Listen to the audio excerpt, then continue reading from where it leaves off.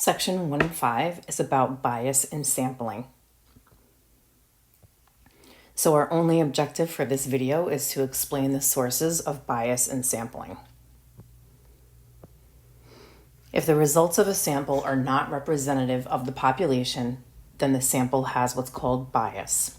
There's 3 different types of bias that you can have. You can have a sampling bias, a non-response bias, or response bias. So we'll take a look at all 3.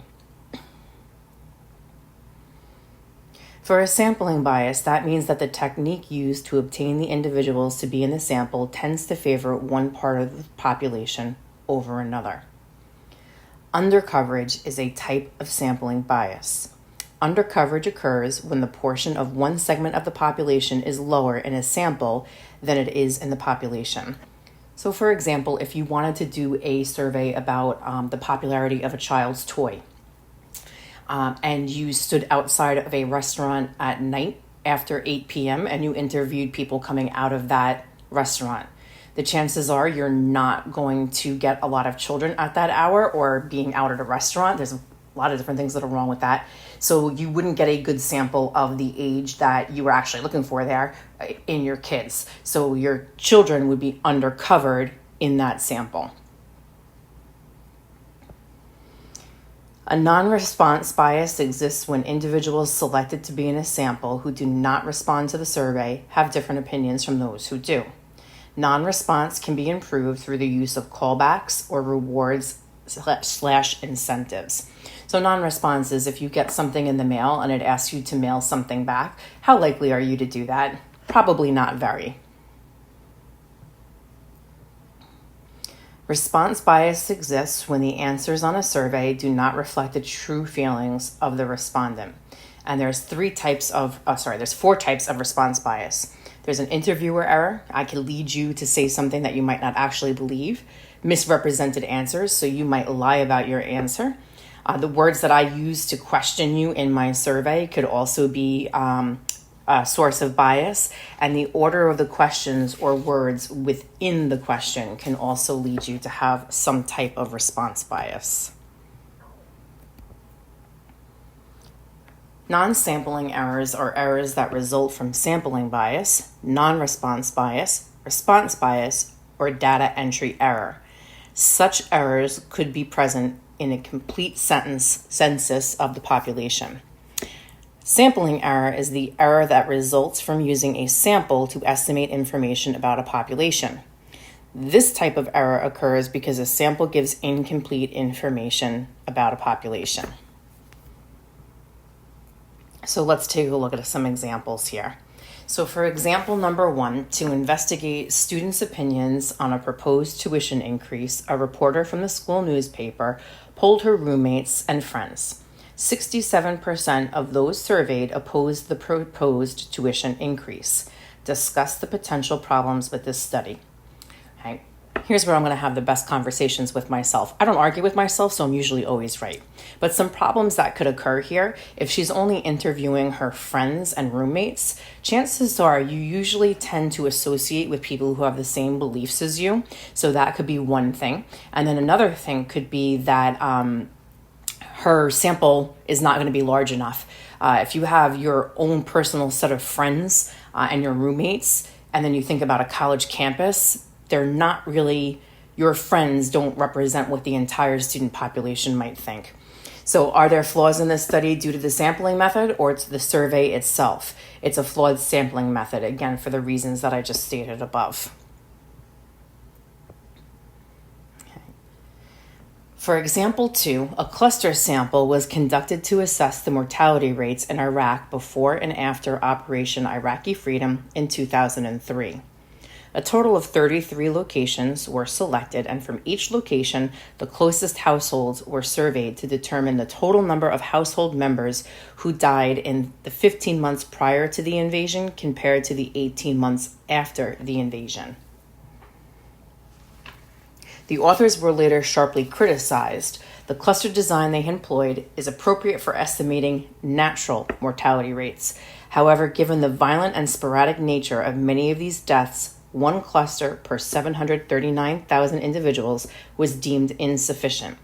In addition, due to the nature of the causes of deaths, households may be inclined to include deceased extended family members in their counts, even if they would not otherwise have resided together. So in what ways do these criticisms weaken the results of this study? Well, you can't really come up with any valid conclusion based on it. You can't come up with a valid conclusion. Are the flaws in the study due to a sampling method or the survey itself? And again, this one is also going to be a flawed sampling method.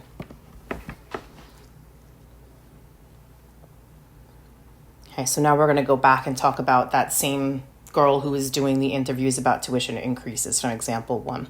So after receiving criticism for polling her friends, the same reporter from example 1 decided it would be better to get a sample from other students. She plans to choose a location on campus and poll everyone who is willing to respond to her survey. Discuss the pros and cons of using the following locations. So the main entrance of the school library.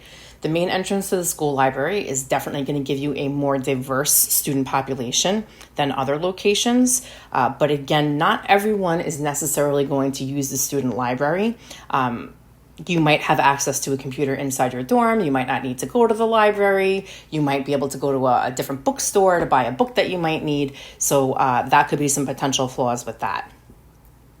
For part B, the hallway outside a senior level biology class, if you're only polling seniors, and again, you're talking about a proposed tuition increase, that tuition increase isn't going to affect them in the coming year, which means they're probably not really going to care about it. So again, you'd have a bias there. The hallway outside the auditorium in which the freshman psychology classes are taught, that's going to give you the exact opposite of what B did. So if you're polling freshmen are going to be very invested in tuition hikes that are going to affect them over the next 4 years. So probably every single person that you poll leaving that freshman psychology class is going to think that tuition hikes are bad.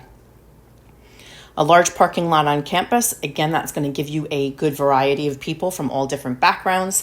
But again, the one thing about that we need to be careful of is that not necessarily all of your students are going to commute. So again, that's going to give you might have people that are going to be on campus housing as well, so that wouldn't include some of those people.